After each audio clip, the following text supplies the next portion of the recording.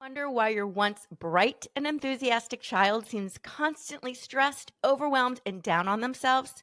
You're not alone. Studies show nearly 80% of teenagers experience negative self talk, impacting their confidence, academic performance, and overall well being. In this episode, we dive deep with school psychologist and teen coach Natalie Borrell to explore strategies to help your teens silence their inner critic and cultivate a growth mindset for success. Natalie, welcome to the show. Thank you so much. It's an honor to be here. It's great to have you. So tell us a little bit quick story. What inspired you to start working with teenagers and helping them just with life success?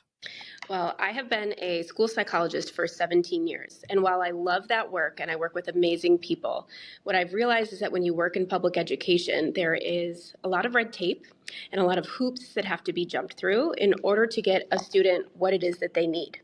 And so about 7 years ago, I started doing a very official Google search on what else can I do with my school psychology degree, because I felt like I wasn't having the type of long-lasting impact that I wanted to have on teenagers. And that's how I discovered the field of academic life coaching. And it was really just this beautiful blend of education and psychology and life coaching. And I instantly fell in love with it because it lets a student have the skills that they need to be successful, both in the classroom and in life. And sometimes we don't teach those things necessarily in Right. schools. And so that's what really spoke to me about this field. So I started the company 7 years ago and used to be just me, but now there's a team of 15 of us that all have different areas of expertise and backgrounds and a different type of teenager that we really click well with. And so I get to play matchmaker when I talk to families and connect them with a coach that is just really going to meet their students' needs and be a great match as far as personality. So that's the work that I'm doing now, and I just absolutely love it.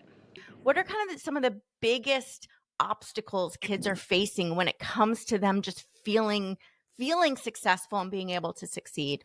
Yeah, great question. So, the first thing that comes to my mind is that a lot of parents come to me for support with their teenagers' time management skills. Mm, So, balancing all of the things that they have to do in school as far as their assignments or upcoming tests and quizzes, knowing what is due when, and kind of managing all of that, but also using their time effectively and efficiently. So, time management is probably the most common things that parents initially reach out to me for. But it's interesting because when I have a conversation with a parent and we start talking about time management, inevitably what also comes up is my teenager needs some more confidence. They need more motivation. The time management and the study skills, those are all, tangible things that we can teach to help you be successful in school. But it's interesting because there's always this underlying question about their confidence, and that's half the battle as well. I love that you brought that up because I agree. So many times we're focused on the tangible little skill like the time management and the focus when no matter how many skills we give them for that, if we're not addressing the underlying lack of self-confidence to be able to do those skills, they don't end up tackling them well. They just end up feeling bad about themselves for not having those skills. Absolutely. And it's interesting. That's why a lot of strategy only programs don't work. Yeah. So, for example, I talk to a lot of parents that say, we've tried executive functioning coaching. Yeah. We tried to have somebody help him learn how to use a planner, but it didn't stick. And that's because we haven't worked on the foundation yet, which is their confidence, their belief about themselves, and the importance of why learning those skills is so important. So let's talk a little bit about why that self-confidence is it's just not there right now. And I see this in a lot of kids. And I think the first thing parents will turn to is, oh, it's social media. Oh, it's social media. What are your thoughts on why kids are struggling with self-confidence right now? I mean, I think social media is absolutely a factor. When I was in high school, I got to go home and tune out the rest of the world. I didn't know what everybody else was doing. And of course, on social media, we're seeing a highlight reel of everybody else's accomplishments, right?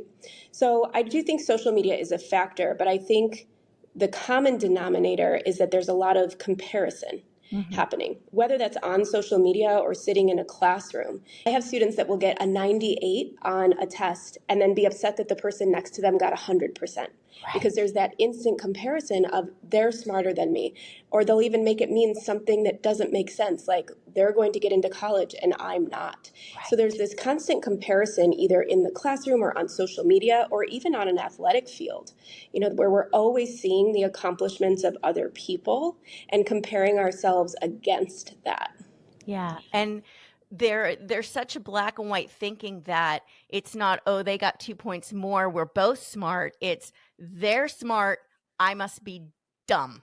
So it's Yes. like an extreme comparison where they keep telling themselves this over and over and over again. Now, the thing I was just talking to a client before this, and we were talking about the impact of social media. And one of the things I want to get your take on this, one of the things that I keep seeing is it's not the direct impact of social media on kids, it's actually the impact on parents on kids. Because as parents, we're seeing social media where everyone's posting all the successes that their kids have and how great their kids are doing. And we're feeling pressured as parents that our kids need to live up to that. So we're now pushing down those comparisons onto our kids and feeling like our kids need to meet those expectations too. A What do hundred you think of percent. that? I 100% agree with that. I have little guys at home, and I already feel a sense of comparison when I Yeah. hear about others' accomplishments. And now, my little guys, it's about soccer and what team they're on and who started. And there is, I have to admit, there's that little pressure to keep up or to be equal to or even to be better than. And Yeah. so I absolutely understand. The parents that I'm speaking with, they're concerned about the pressure of where their teen got into college, because there is like a sense of pride, a sense of clout or Mhm. accomplishment that my child got into, said college.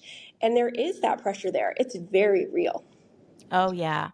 So now we're kind of modeling that comparison because that's how we grew up too, and we're not immune to it by any means. Mm, And now we're seeing our kids who have these negative mindsets, and we're like, I don't understand where this came from. I keep mhm. telling them, and I hear parents saying this all the time. I keep telling them that it doesn't matter, that their grades don't matter, that whether they are the best or not doesn't matter, but my kid believes it does. They're putting the pressure on themselves. Explain to me where that comes from. Yeah. It's interesting because the that negative voice that we all have, or that inner critic, it is not logical. Yeah. It is a very illogical way of thinking. So I will often hear students say things that absolutely are not true. The things that their negative voice or their inner critic tells them, it's not the truth. It's a story that they're telling themselves.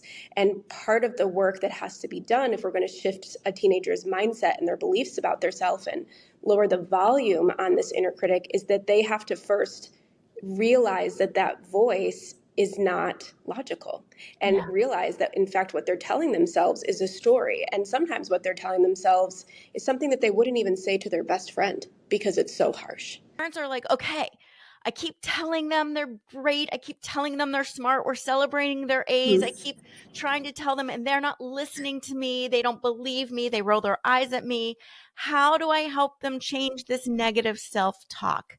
What do we need to do? Things that you want to say to boost that self-esteem and help them see all of the amazing things that there are, in their teenager. But the problem is you have to say that because you're their parent, right? Right. Sometimes it has to come from another voice, whether that is a teacher, a family mentor, a coach, an accountability partner, another student. It almost necessarily doesn't matter who it is. Of course you want to keep saying those things as a parent, and I think it's great to continue. I would never recommend stopping, but I think that has to come from a different voice in order for your teenager to believe it and internalize it. Yeah. The other thing, I learned a little trick with my daughter. She's 18 now, but I always liked having her overhear me say something Oh, positive yeah. about her to somebody else, which almost gave me another voice. I So love it that. added credibility because she's like, yeah, you have to say it to me, but man, if I overhear you saying it to somebody else, then that must be true and you must really think that. And It's a I use that great tip. trick a lot. It's a good one. I I know, like that. I know it works. Um, a lot of times we are giving, directly to our kids, we're saying, you're smart, you got this. but a lot of the kids don't believe it. And one of it is because, yes, we're their parent. But Mm, also what I hear from teens is I don't believe them because they may say it here, but they're saying all these other things over here that say it's something different. So mm, what am I to believe? So what are some of those things like one example is I'll ask parents, they say grades don't matter. And I say, well, what do you do when they get an A? Well, we celebrate. Well, what do you ah, do when they get a C? Well, we talk about what they can do better next time. And I said, mm-hmm. well, that very action is telling them that grades matter. Yeah. Okay. So, what are That some makes sense. other Yeah. things that parents may be doing that we don't realize we're doing that might be undermining our attempts to build up their self-esteem? hmm Two things come to mind. The first one is that I think we have to be very careful with our language and the words that we use because teenagers are very perceptive and they pick up on nuances in your tone and the specific words that you say. So, for example, to me, grades do matter. That's a fact. They matter in terms of getting you into a college. They matter in terms of how good you feel about yourself. They matter in terms of how much you actually internalize the content and learn the content that you're being taught. But grades don't define you or Yeah. your importance or your intelligence. So I think that language has to be really on point. We have to be careful with the words that we use. Because if I say to somebody, grades don't matter, if I say that to one of my students, then why am I working so hard to teach them how to get good grades? But if I say, sure, grades matter, but you getting a poor grade on a math test does not mean you're stupid. It does not mean you're bad at math. It does not mean you're not getting into college. So that's the first thing. I think we have to be really careful about the words that we use and the way Mhm. that we describe things.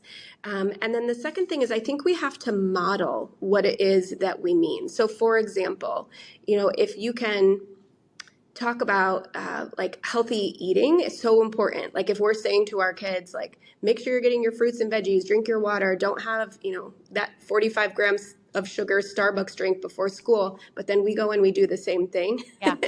Like it's counterintuitive. It's like, well, you're saying one thing, but you're behaving another way. And I mean, confession, of course, I drink Starbucks drinks with a ton of Oh, sugar ditto. and I Yeah. tell my children not to, but it's something to be conscious of if we're Yeah. saying one thing and we're kind of modeling or giving an example of the opposite. Yeah, that's a big one. I see that with tech use. I see that Oh, with yeah. just how we manage our own emotions. Like you can't get angry, but I'm getting angry. Yeah. So there's a lot of conflict, right? And discrepancies between that. So help us now. We have a teenager and suddenly everything we say is like, I'm sorry, or I'm just dumb, or and Mhm. they're constantly talking negative about themselves. How do we as parents start addressing that? Yeah. The first thing that I do when I'm talking with teenagers about their inner critic is to recognize that it is absolutely normal. It's an absolutely normal part of being a human is to be critical of yourself or to not feel confident in certain areas of your life. So the first thing is to normalize it and to say, everybody has an inner critic. It's not about not having one because that's not reality. It's about how do we recognize when it happens and what do we do with that voice to kind of turn down the volume. That's the important part. How do we recover from it? So I think, another step after you acknowledge that it is completely normal is to really figure out when it tends to happen and start Mm, recognizing that. So does it always happen in a testing situation? Or does it typically happen on the basketball court or when you're around new people? When does it start to happen? So start to recognize the patterns there and then start to get very specific about what it says. So mm, does your inner critic tell you that you're stupid? Does your inner critic tell you that you're not pretty enough? Whatever it is, we need to really understand the words that your inner critic is using. Because from there, what we can do is reframe those words or change the words. So, for example, I had a group coaching session just this past Monday where we were talking about the things our inner critic says to us. And I have a very bright boy in the group by the name of Andrew. He's taking AP classes, but he said that his inner critic tells him when he walks into AP Bio, why don't you know this stuff already? You should know mm. this already.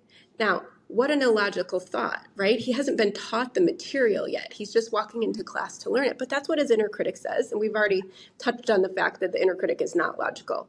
So we worked on reframing that thought. So reframing and replacing. So we switched, "You are so stupid, how do you not know this yet?" to, "You're exactly where you're supposed to be. You're smart. You're in this class just like everybody else. And nobody knows the material yet because it hasn't been taught."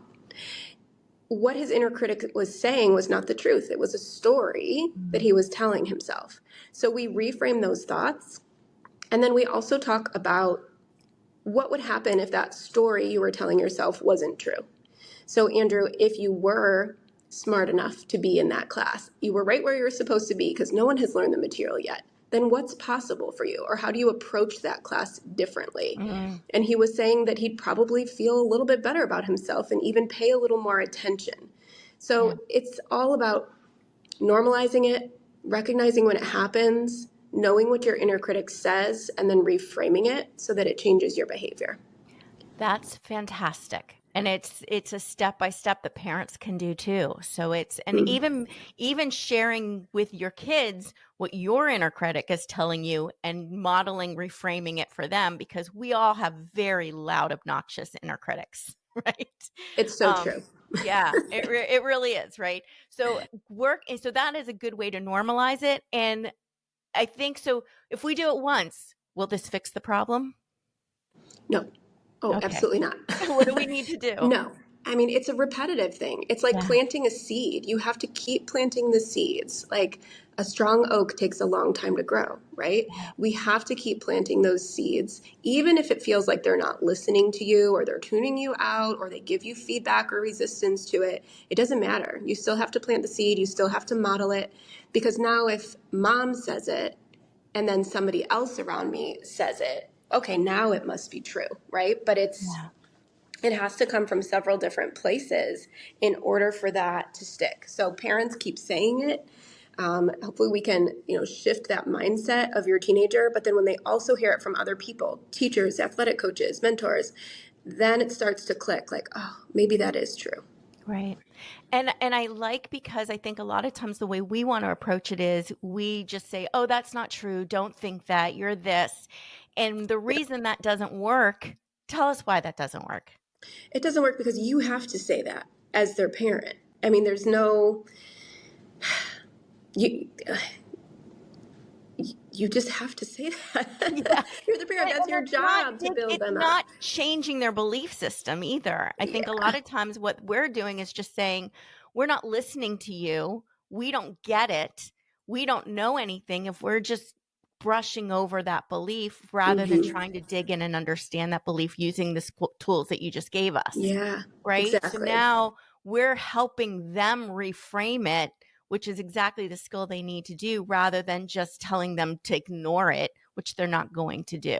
You're right. But that is such the key skill right there, is we're building that. Now, what can we do as parents? And we're talking about, so we see a grade and their grades are they're not doing well, right? Their grades are just kind of plummeting. How do we talk to them about that in a way that encourages this growth mindset and Hmm. this like feeling of hopefulness that things can change, Yeah. rather than in a way that makes them feeds into their negative critic that they're dumb? And I think we need to be very mindful of that. So how do parents address that? The first thing that comes to my mind is storytelling. I think it's really great to tell stories of either your own life or somebody you know, or even a famous person's story who overcame setbacks or had something difficult and overcame that. You Yeah. know, storytelling is so helpful in that way because they start to relate to what is happening and it takes the spotlight off of them. Like it's somebody else's issue that they're learning about, but it relates to them, right? Yeah. So I think storytelling in any way, shape, or form, whether it's through movies, whether it's, hey, I heard this podcast episode, I thought you might like it, here's the link, whatever it may be, sharing stories, I think is the first one. But then the other thing is to, if your teenager is willing to have a conversation with you about this, we can talk about two paths. And what I mean by that is you can take a path where we just let it go. Like, it is what it is. We're not going to, you got a bad grade, let's move on. And then talk about what happens on that path. Like, fast forward a little bit. What happens if we just let this go? But then we can also talk about the second path, which is, how do we get help for this? Or how do we use a resource? Or how do we shift our mindset? How do we try a strategy we haven't used before? And if we do that, what does the path look like down the Yeah. road? So kind of comparing, if we just stay stuck, this is what will happen. And if we take action, this is what will happen. So Yeah. those two strategies are the first two things that came to mind. Yeah. How do we present the second strategy? Obviously, seems to be the more productive one. How do we approach that strategy without our kids getting defensive or feeling like we think that they need help and that they're broken? Because kids get very resistant the second they feel like we're pointing out a flaw. Yeah. The first thing is the timing has to be right. Mm. I wouldn't do it in the heat of the moment, right when they find Mhm. out the grade. The second thing is, I find conversations in the car are great because they typically can't escape. Um, and then the third thing that comes to mind is that you can write a letter, you can write an email. There doesn't have to necessarily be a face-to-face conversation. Is that ideal? Yeah, of course. But I say the same thing to kids that are nervous to talk to their teachers. Like, you can write them an email, you can write them a note. Like, if there's a way to approach this person that's more comfortable for you, do Yeah. that. And it's kind of the same when you're having a conversation with your teenager. If you think, or you know there's going to be a conflict when you bring this up, maybe you go about it in a different format. Maybe you write them an email, you leave them a letter, whatever it may be. So you're still getting your words out, but there doesn't have to be that back and forth conversation that might not go the way that you hope it goes. Yeah, I like that. And I'm going to throw in, even people might not like this, but even running it through Chat GPT, 'cause what I've noticed is that if I write something and I'm very emotional and heated and negative, Chat GPT will immediately take that out of it and make it a lot Mhm. more kind and productive. And I'm like, oh, thank you. So there's always the chance of being able to go, okay, how do I say this in a way that's not quite as like, rah? And I have Yes. Oh, found that's that helps great. it helps me do that. Yeah. So I think now we're having conversations with our kids, and I know it's very difficult. A lot of times kids are very reluctant to open up to their parents. So having a trusted adult, right? As someone else that they can turn to. How do parents help kids find these trusted adults that parents can also trust? hmm I think it's using your village. Like, it's using the people around you. As my kids get older, I'm really realizing that old saying of "it takes a village" is so true, Mm. because you have to look at the people that you already know, like, and trust first, to me. Yeah. If there's nobody in that circle of love that you feel like could be, a mentor or a connection with your teen, look to the school first and foremost. I mean, those are the people that see them the most, probably even more than you as parents sometimes. Look to the school, whether it be a guidance counselor or a coach of some kind, through school. Sometimes the schools even have counseling services, but I would go to your school first after looking at your own circle of love.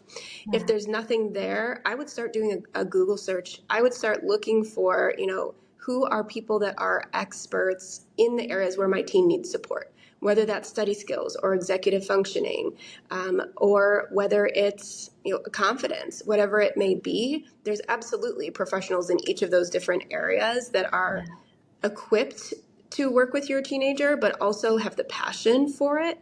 It takes a very special person to want to connect with a teenager in that way. You have to use certain type of language. You have to connect with them. You have to be so genuine and absolutely care about them. And those people are out there. But that's where I would start.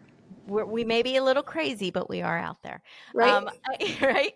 I think also what you had said, to circle back to the very beginning, is, we have a tendency to want to go right to the time management and the executive Mm. functioning, and to really, again, let's think about the bottom line is the confidence building and the self-esteem and the self-talk.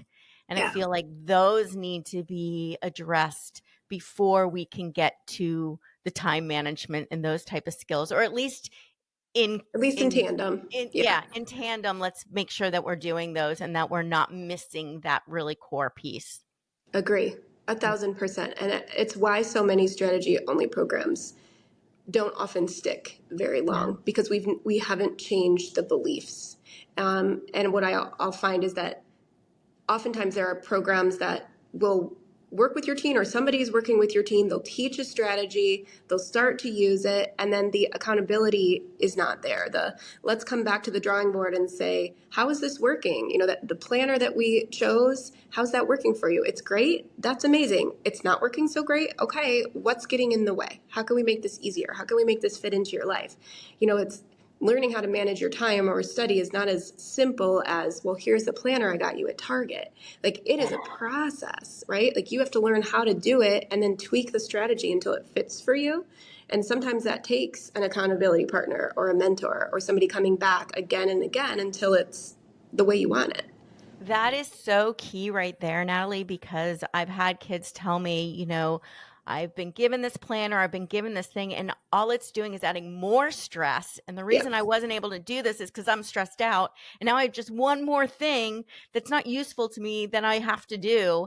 And it's not solving their problem, it's adding to it. So I think we have to Yeah. be very careful about working with our kids to make sure, just as you said, to make sure whatever solutions we are providing for them actually address their needs and fit into their style of learning and their style.